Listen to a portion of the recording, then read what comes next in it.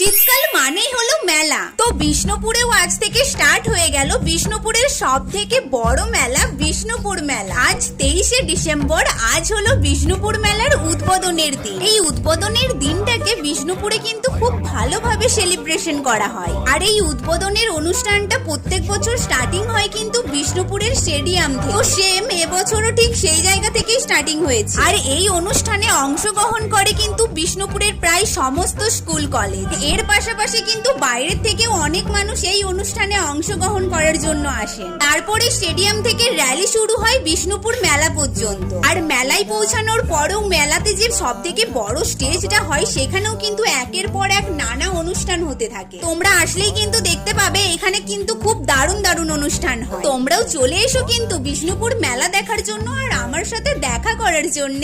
ভিডিওটাতে একটা লাইক দিয়ে দাও, পরের ভিডিওর জন্য সাবস্ক্রাইব।